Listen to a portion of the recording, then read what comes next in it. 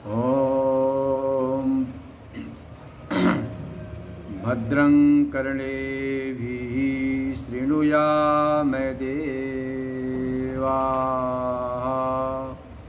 भद्रं पश्येमाक्षभिर्यजत्राः चिरैरङ्गैस्तुष्टुवाग्वंशस्तनूभिर्व्यसेमदेवहितं यदायुः स्वस्ति न इन्द्रो वृद्धश्रवाः स्वस्ति नः पूषा विश्ववेदाः स्वस्ति नस्तार्क्ष्यो अरिष्टनेमिः स्वस्ति नो बृहस्पतिर्दधातु ॐ शान्ति शान्ति शान्तिः। पतित पावनी कलुष भंगिनी माँ गंगा के तट पर समस्थित श्री विद्यालोक न्यास हरिद्वार से आप स्वाध्याय श्रवण कर रहे हैं। ब्रह्मसूत्र के द्वितीय अध्याय के चतुर्थ पाद पर आज श्रवण कर रहे हैं हम लोग। इसके पहले हो चुका है 3 पाद तक श्रवण कर लिया आपने। इसकी पूर्व में आपने क्या श्रवण किया यह बता रहे कि भूत भोक्तृ विचारानंतरम भौतिक प्राण विचार क्रिया। पूर्व पाद में मतलब द्वितीय अध्याय के तृतीय पाद में आपने भूतों की उत्पत्ति भोक्तृ कर्ता परिमाण का विचार किया। आपने श्रवण किया कि आत्मा वैशेषिक दर्शन में द्रव्य है, जड़ है, और मन के संयोग से चैतन्य नामक ज्ञान इच्छा बुद्धि सुख दुख इच्छादि धर्माधर्म भावना सब गुण उत्पन्न होते हैं। पर वेदांत मानता है कि आत्मा ज्ञान स्वरूप है, पर वैशेषिक तार्किक कहते नहीं, ज्ञान एक गुण है, आत्मा मन के संयोग से उत्पन्न होता है, ऐसा उनका है। और उनके सिद्धांत से मोक्ष की व्यवस्था बताई थी, 1 दुख ध्वंसो मोक्षः। यह जो वाक, ये जो इंद्रियां हैं, ज्ञानेंद्रियां 5 हैं, आँख नाक कान त्वक जीभ, ये जो घ्राण देखो इन लो, आँख नाक कान त्वक और घ्राण 5 ज्ञानेंद्रियां और 6 मन, और 6 इंद्रियों के विषय 6 ज्ञान 18 हो गए, और सुख दुख 19-20, शरीर 21। इस 21 प्रकार के दुखों से ध्वंस का नाम मोक्ष है। जहाँ वेदांत कहता है अशेष विशेष दुखों का ध्वंस और परम आनंद की प्राप्ति का नाम मोक्ष है, वहीं परे कहते हैं कि हमारे मत से 21 दुखों के ध्वंस का नाम मोक्ष। श्रवण किया आपने। अपने यहाँ आत्मा का परिमा सर्वगत बताया, महान पता स एष आत्मा महान रज अणुअणियान महत्वमयान। इनके यहाँ बताया कि आत्मा विभू है, और जो दर्शन आप पहले पढ़े हैं इसके पूर्व में कोई अणु माना, कोई मध्यम परिमा, जैन मध्यम परिमा मानता है, तो कुछ अणु परिमा मानते हैं आत्मा को। और यह आत्मा वास्तव में शुद्ध बुद्ध मुक्त सच्चिदानंद स्वरूप है। जो अंश अंश भाग कल्पना बताया तो भी काल्पनिक है, वास्तव में ईश्वर का ही स्वरूप है जीव, परंतु अविद्या बुद्ध्यादि उपाधि से कल्पित एक तरह से इसमें अंश भाव है। और जिस प्रकार से अग्नि से चिंगारियाँ उत्पन्न होती है, ऐसे ही जहाँ पर आत्माओं की उत्पत्ति का श्रुतियों में कथन है, उसका तात्पर्य है बुद्ध्यादि उपाधि से काल्पनिक उत्पत्ति, क्योंकि सत्य रूप से उत्पत्ति नहीं होती है। यह तो अजायमान है, अजन्मा है, अनादि है, यह बताया। और यही बताया कि आत्मा ही करता है, सांख्य समान बुद्धि यहाँ पर करता नहीं है। यदि आप बुद्धि करता मानेंगे उसमें भोक्ता मानना पड़ेगा। अपने यहाँ बुद्धि उपाधि जो जीवात्मा वही करता है, वही भोक्ता है औपाधिक रूप से। सर्वतः भोक्ता है, अकर्ता, शुद्ध, बुद्ध, मुक्त, शाश्वत, सनातन है। यह भी जीवात्मा ब्रह्म के समान परमार्थतः। श्रवण किया आपने। उपादान की बात आई तो कहा देखो भाई, वैशेषिक तार्किक आरंभवाद मानते हैं, परमाणुओं के संयोग से जगत का सृजन हुआ, ईश्वर निमित्त कारण है। तो सांख्य दर्शन कहा था कि नहीं, यह जो प्रधान ही जगत का करता है, पुरुष तो मात्र निमित्त है, अकर्ता है, भोक्ता है, प्रधान करता है। वेदांत ने कहा नहीं जी, अभिन्न निमित्तोपादान कारण ब्रह्म है, अभिन्न निमित्तोपादान कारण ब्रह्म ही है। ये सारी चर्चाएं पहले आप सुन चुके हैं। पंचभूतों की सृष्टि कैसे हुई, सब बात आ गई। अब यहाँ पर इस पाद में भौतिक सृष्टि का विचार है। हाँ, आप किसी ने पूछा स्वतंत्र, देखो जीव स्वतंत्र तो है, स्वतंत्र करता, परंतु पूर्ण स्वतंत्र नहीं है। क्योंकि परात्त श्रुते ब्रह्मसूत्र ने बताया ये सेवा साधु कर्म कार्यम उन्मुनिसते, यही परमात्मा अच्छा कर्म करता, इसको ऊपर उठाना चाहता है। ये सेवा साधु कर्म कार्यम मधु निनिसते श्रुति है। तो परमात्मा निमित्त है, उसके वह प्रयोजक करता है। जीवात्मा प्रयोज्य करता है तो परमात्मा प्रयोजक करता है। उसके बिना जीविका कर्तृत्व अधूरा है। यह परात् तत्श्रुते से कहा। अब आप कहोगे परमात्मा करवाएगा तो यह जो कृत प्रणाश अकृत अभ्यागम दोष होगा, ऐसी बात नहीं है।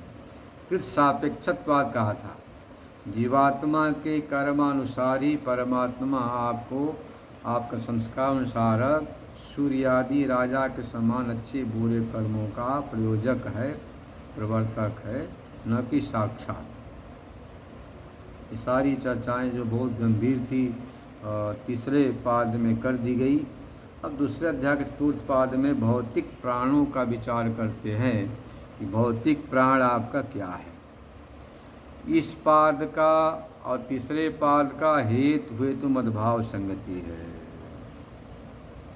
तथा प्राणः गौण्य संभवात् तत्प्राक् श्रुतेश्च तत्पूर्वकत्वात् वाचः।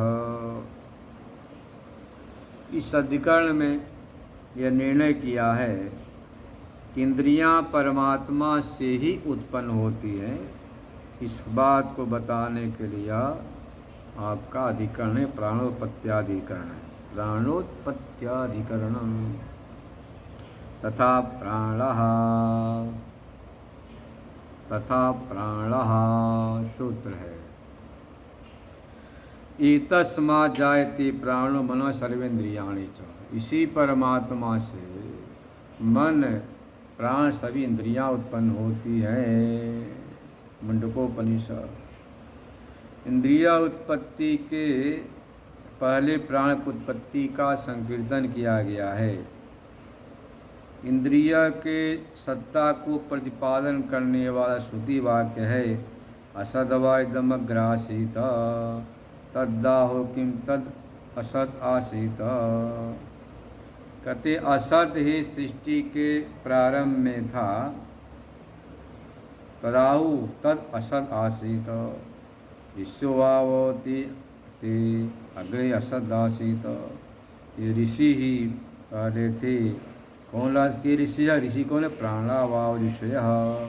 प्राणों को ही ऋषि का ऋष गतौ धातु से यौगिक व्युत्पत्ति से कहा कि ऋषियो वाव प्राणः प्राणावा ऋषय सत्पर ब्राह्मण। इस श्रुतियों से विरोध है कि नहीं, यह विचार कर रहे हैं। अब सत्पर श्रुति कहती प्राणावा ऋषय प्राण सवितानाम इंद्रियाणाम। प्राण से जो कथित इंद्रिय हैं, सृष्टि के पहले इनकी सत्ता बता रही है। इंद्रियां अनादि हैं। इस प्रकार से पूर्व पक्ष खड़ा होता है। तो सिद्धांत कहता है यथा अग्नि क्षुद्रा विस्फुलिंगः व्युच्चरन्ति एमेव अस्मात्मनः सर्वे प्राणः। जिस प्रकार से अग्नि से चिंगारियाँ छोटी छोटी निकलती हैं, ऐसे ही इसी आत्मा से प्राण हमल इंद्रियाँ उत्पन्न होती हैं। ये तस्मा जायते प्राणः, इसी से प्राणोत्पत्ति होती है। सप्त प्राणः प्रभवन्ति, तस्मात् सात प्राण उत्पन्न होते हैं। स प्राणमसीयत प्राणा शब्दा हम वायु ज्योतियाप पृथ्वी इंद्रिय मनोन्नम। वह प्राण का सृजन किया, श्रद्धा का, आकाश का, वायु का, ज्योति अग्नि का, जल का, पृथ्वी का, इंद्रिय का, मन का। इस प्रकार से प्रश्नोपनिषद में भी चर्चा आती है। इत्यादि श्रुतयः इत्यादि श्रुतियाँ हैं। परमात्मना सकाशात प्राण शब्दितानाम इंद्रियाणाम उत्पत्ति कंठ्रेण वदन्ति। परमात्मा की अपेक्षा से ही इंद्रियों की उत्पत्ति बतलाई गई है, इसलिए इंद्रियां अनादि नहीं है। जो उत्पन्न होता है वो सादि कहलाता है। जो पूर्व पक्षी का था अनादि, उसका खंडन कर दिया, इंद्रियां अनादि नहीं सादि हैं। सृष्टि प्राक इंद्रियों के सद्भाव के कथन का तात्पर्य यह है। अब ऐसा बोल सकता कि भाई सृष्टि की पहले कहा है, श्रुति से विरोध हो रहा है, कहीं विरोध नहीं होगा। जिस प्रकार से सांख्य सत्कार्यवादी है, कहता है कि मिट्टी में घटा घड़ा है, कार्य है, सत्कार्यवादी, पर अनिव्यक्त है। मिदात्मना मतलब कारणात्मना, घट कारण में है, मिट्टी में है।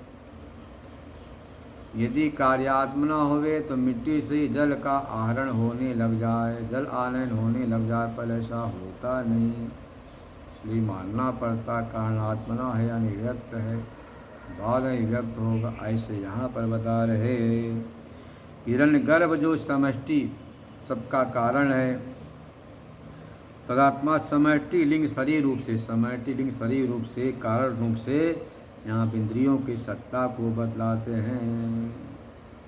उत्पत्ति शुद्धि का विरोध नहीं होगा।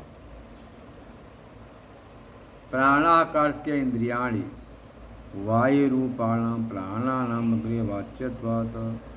प्राण सबसे इंद्रियों को लेना, ये भी आकाश तथा मतलब आकाश आदि के समान उत्पन्न होते हैं।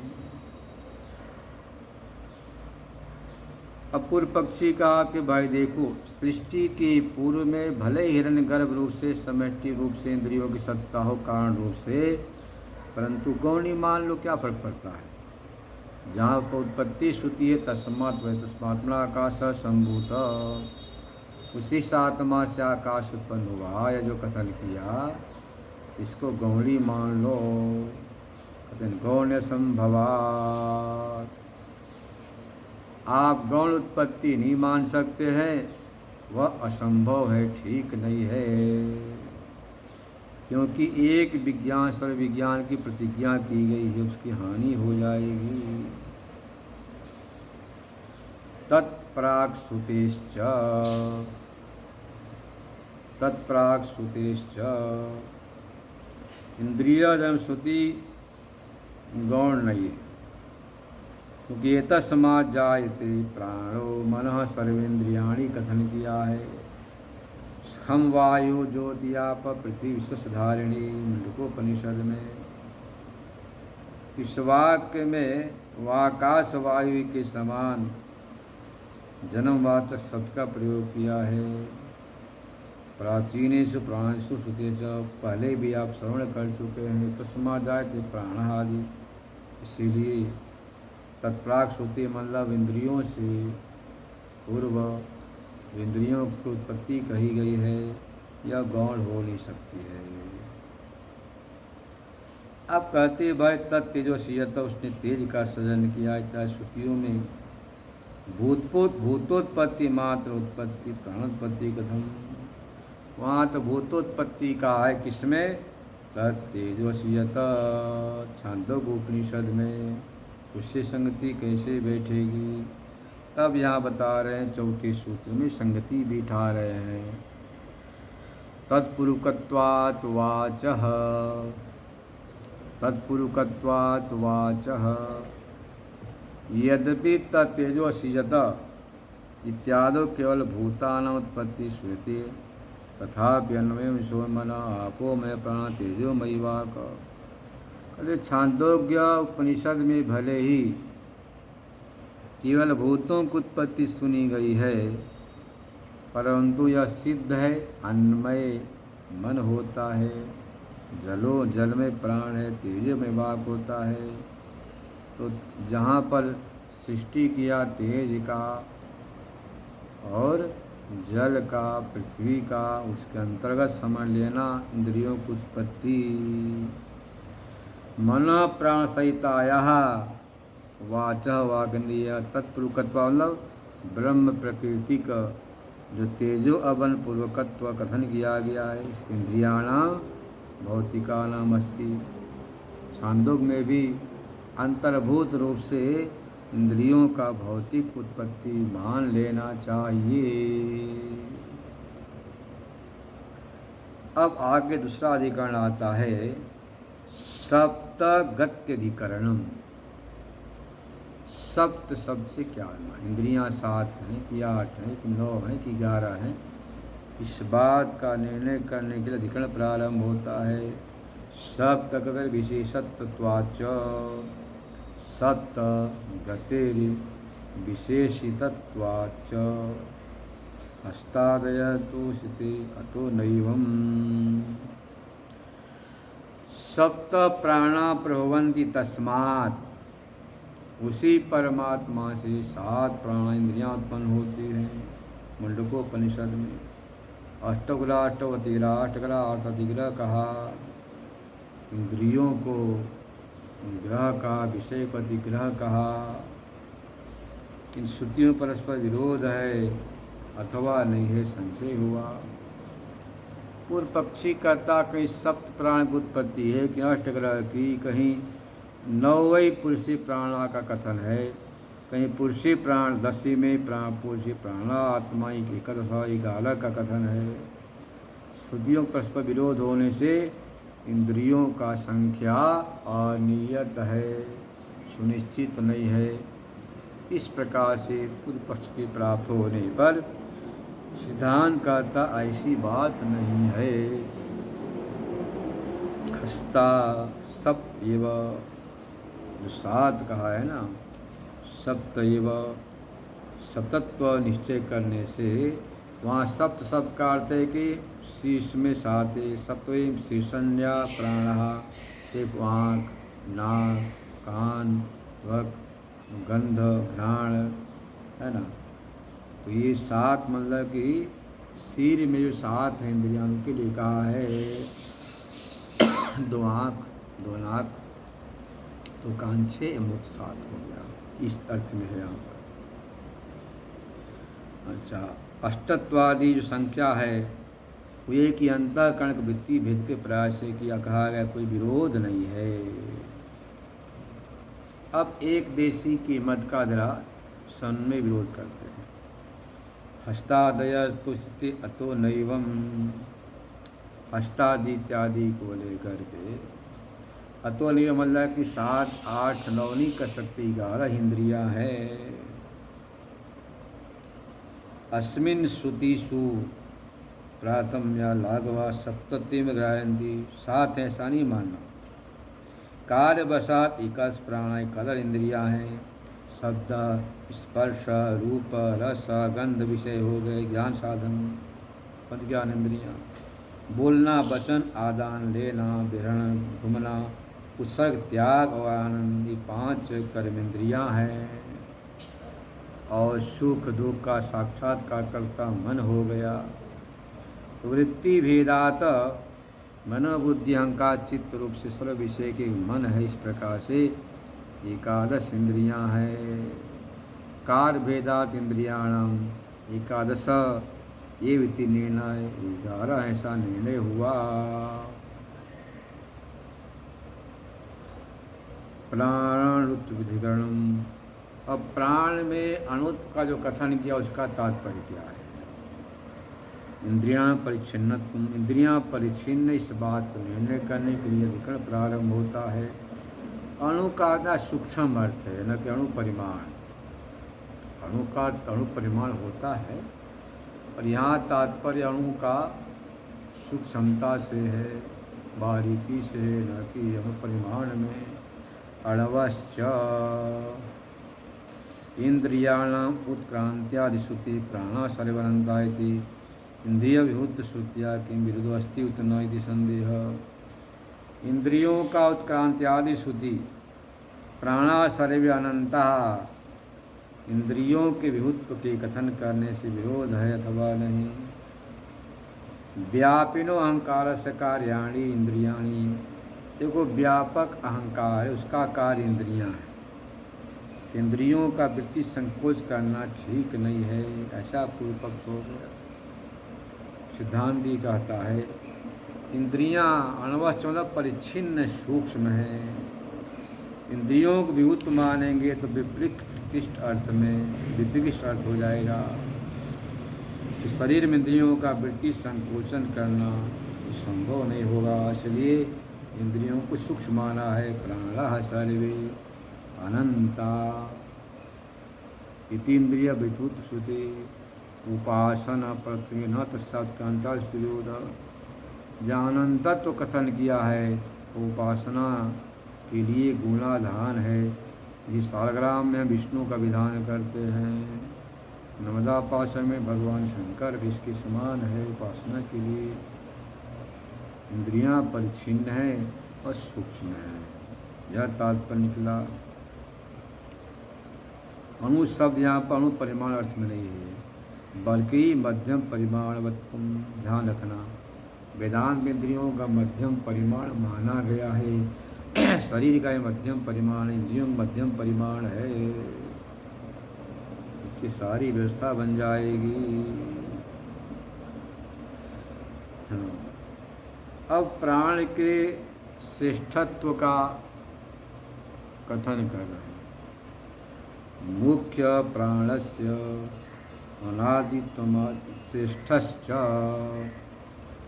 मुख्य प्राण अनादि है, ऐसी आशंका करके इस आशंका को दूर करने का अधिकरण प्रारंभ किया कि देखो भाई प्राण में श्रेष्ठत्व है, न कि वह अनादि है।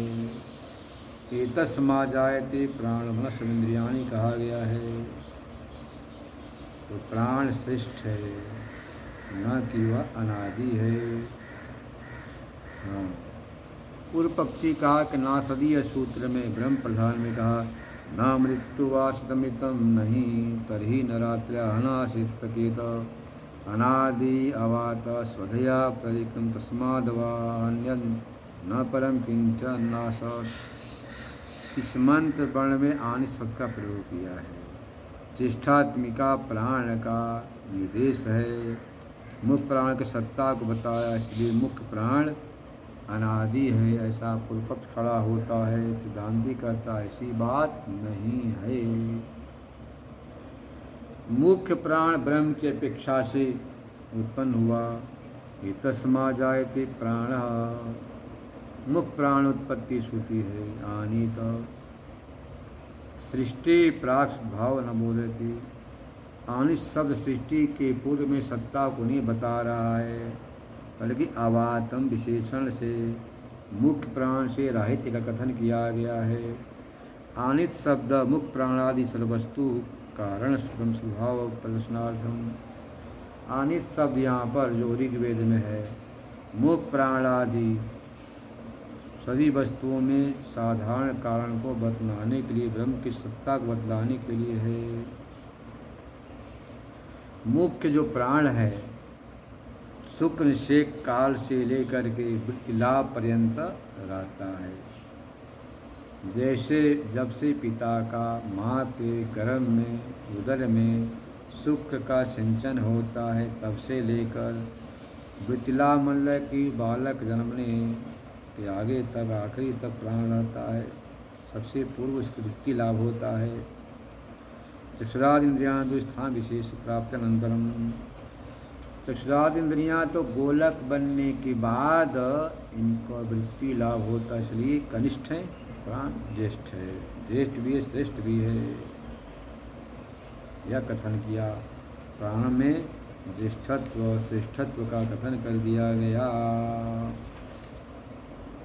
वायु क्रियाधिकरण भी देख लो, छोटा सा न वायु क्रिय पृथक उपदेशात् चक्षुरादिवत्तु तत्सह शिष्ट्यादिभ्य, दो सूत्र नहीं अधिकरण में। मुख प्राण वायु विशेष इस बात को बतलाने के लिए बता रहे हैं। वास्तव में वायु विशेषी मुख्य प्राण है। मुख्य प्राण वायु है अथवा इंद्रिय के अपार है अथवा वायु विशेष, ऐसा संशय हुआ। पूर्व पक्षी ने कहा समान वृत्ति से जो प्राण है वह वायु विशेष मान लो, वही 5 प्रकार से विभक्त है।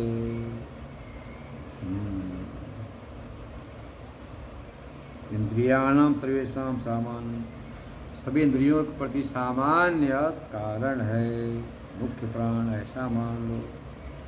तो सिद्धांत कहता है नहीं, वायु विशेष भी नहीं, वृत्ति क्रिया भी नहीं है, क्योंकि इसका जो है अलग से उपदेश किया गया है।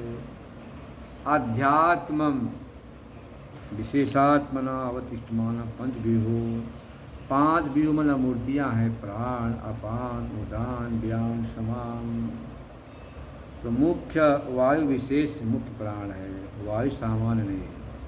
वायु सामान्य तो पूरे आकाश में संचरण कर रहा है, जो आपके मुख नासिका से निर्गमन कर रहा, आवागमन कर रहा, उसका नाम प्राण है, वायु विशेषा। यह प्राण सब वायु हो, वायु से तादात्म्य भी इसका है, ऐसा भी कथन किया गया। सभी करणों का सामान्य कारण है, यह नहीं कर सकते। एकादशानां पक्षिणां प्रत्येक वृत्ति समांतर व्यापय नाड़ी चलना रूपी पक्षिण संभव नीतम चलयु। जिस प्रकार से पक्षियाँ एक अपने व्यवस्था बना के वैसे 11 इंद्रियाँ सब मिलकर शरीर रूपी वृक्ष को चलाती हैं, अनुभव भी आता है। इंद्रियां प्रति नियत अवान्तर व्यापार व्यापुर कान्ना संवेक प्राणायाम करो।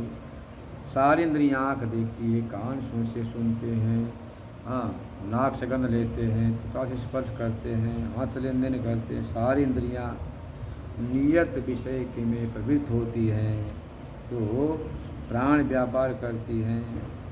इंद्रियाणाम प्रति नियत व्यापारेभ्य प्राण व्यापार व अत्यंत विजाति अस्ति। इंद्रियों के व्यापार से प्राण का व्यापार भिन्न है, अलग है। इंद्रियों के सुप्त होने पर प्राण जागृत रहता है, इसलिए सांख्य पक्ष यह समीचीन नहीं है। तो फिर क्या है, तो कहते हैं कि मुख्य प्राण वायु नहीं है, ना भी क्रिया इंद्रियों का व्यापार, ध्यान रखना। इंद्रियों का व्यापार है, न वायु सामान्य है। फिर क्या है, तो कहते हैं पंच विद्यात्मक है, प्राण अपान उदान व्यान समान, इसको मुख्य प्राण कहते हैं। अध्यात्म भापन वायु विशेषी मुख्य प्राण कहलाता है। यदि मुख्य प्राणे इंद्रिय व्यापारो न भवति तदा तस्इंद्रियवत् कणतनुभवान कणत अनभिगमात् जीवत स्वातंत्र भवेत। यदि आप मुख्य प्राण में इंद्रिय व्यापार, मुख्य प्राण से इंद्रिय व्यापार नहीं होता है ऐसा मानेंगे इंद्रियों के समान कर्णत्व जब नहीं मानेंगे तो जीव के समान स्वतंत्र होने लग जाएगा। तब कहते ऐसी बात नहीं है। चक्षुरादिवत तत्सशिष्ट्यादिभ्य, यह सूत्र है। चक्षुरादि के समान उनका यह सहयोगी है। कौन? आपका प्राण, मुख्य प्राण। चक्षुरादि मुख्य प्राणों जीववत न स्वतंत्र, मुख्य प्राण जीव के समान स्वतंत्र नहीं है। चक्षुरादि के समान जीव के प्रति कारणभूत है। जैसे आँख देखने का कारण है, कान सुनने का, नाक सूंघने का, त्वचा स्पर्श का करण है, ऐसे ही प्राण भी करण है। तस्य शिष्टादिभ्य का अर्थ हुआ चक्षुरादि के साथ संवाद हुआ, मुख्य प्राण को शिष्टत्व बताया। मुख्य प्राण भी करण है। आज पर से अचेतनत्व भौतिकत्व जीवन प्रतीकरण स्वाद का हेतु समयंते। यह जो मुख्य प्राण है वह चक्षुरादि से आँख देखने का साधन, कान सुनने का, है ना, जीव बोलने स्वाद का, वाक बोलने का, ऐसे मुख्य प्राण भी शरीर को रक्षा करता है। जैसे सुक्ति में स्वप्न में जाते हैं। अचेतनत्व भौतिकत्वादि जीव के प्रति कण साधक हैं, ऐसी यह भी है। यदि मुख्य प्राणस्य जीवोपकरण तो उच्यते तदा इंद्रियाणाम यह मुख्य प्राण सविषयांतरम कल्पनीय वेद। मुख्य प्राण यदि जीव का उपकरण है तो इंद्रियों के समान मुख्य प्राण में विषयांतर कल्पना करना पड़ेगा। तब कद ऐसी बात नहीं। अकर्णत्वाच न दोषता ही दर्शयति। अकर्णत्वाच मुख्य प्राण है, चक्षुरादि के समान कर्णत्व नहीं है। विषयांतर की प्रसक्ति नहीं होगी। मुख्य प्राण इंद्रियों से संभावितेषु देहादि धारण जीव। मुख्य प्राण क्या करता है? इंद्रियादि जब शांत को शिथिल होती है उस समय प्राण से ही देह का धारण होता है। साधारण व्यापार है जो देह को धारण करना, और मुख्य प्राण का ही वृत्ति है। यह प्रसंग भी आता है, सारे इंद्रियों का ईमान हो गया, मैं तो देखती हूँ, और किसी ने कहा मैं तो सुनती हूँ। तो कहा जैसी बात है तो फिर आँख उत्क्रमण किया, कान किया, घ्राण किया। अंत में ब्रह्मा ने कहा कि जिसके उत्क्रमण के बाद सारा कार्य ठप हो जाए वही श्रेष्ठ है। सारे इंद्रियों ने अपने शक्ति को, ताकत को आजमा लिया। अंत में ऐसे प्राण उत्क्रमण करना चाह, सभी ने कहा बस बस आप उत्क्रमण ना करो, आपको बिना हमारी सत्ता नहीं है। तो प्राण श्रेष्ठ तान वरिष्ठ प्राण उवाच मां मोह आपद्य था अमिवे तत्पंचधात्मानं परिभज्य तदवाणम अष्टभ्य विधारयामि। प्राण ने कहा मोह मत प्राप्त करो, मैं ही 5 प्रकार विभक्त होकर इस शरीर को धारण करता हूँ। मुख्य प्राण में प्राण व्यापार जो धारणा कर्तृत्व है। पंचवृत्ति मनोवद व्यपदिश्यते। जिस प्रकार से मन की वृत्तियाँ हैं, संकल्प विकल्पात्मक वृत्ति का नाम मन है, निश्चयात्मक वृत्ति का नाम बुद्धि है, अहंत्या समय स्थापित करने का नाम अहंकार है, चेतनता प्रधान का नाम है चित्त। ऐसे एक ही प्राण की 5 वृत्तियाँ हैं। वह क्या है? वो लिखा कि श्वास निश्वास, सर्वक्रिया, उत्क्रांति, चत्वार व्यापार, भक्षित अंधसादि सर्वांगेषु समत्वे नयन पंचम व्यापार है। इसी अपेक्षा से इनका 5 नाम हो गया प्राण, अपान, उदान, व्यान, समान। देखो मुख नासिका से निर्गमन करने प्राण, हृदय प्राण है। गुदे अपान, अपान वायु गुदा एक प्रदेश में है। और कंठे उदान, कंठ में उदान है, छीक आदि से होते हैं। सबा नाभिमंडल, नाभिमंडल में शान है। और व्यान सर्व शरीर का, सारे शरीर में ऊर्जा को रक्तादि के संचार का हेतु ज्ञान वायु है। तो क्रिया भेद से एक ही प्राण के 5 नाम हो गए, प्राण, अपान, उदान, व्यान, समान। यह बात यहाँ पर स्पष्ट करके कह दिया। शेष हम लोग कल श्रवण करेंगे। ओम पूर्णमदः पूर्णमिदं पूर्णात्